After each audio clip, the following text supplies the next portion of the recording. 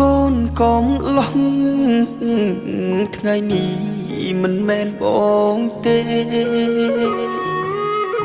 ជុំនោះដោយគេមៀងមេបងស្ទើប្រែ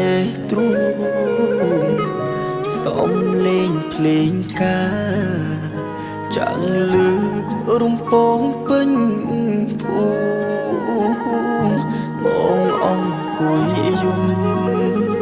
មើលមុំសំពះទឹមជាមួយនឹងគេបងយោបងយំក្រោយរោងការ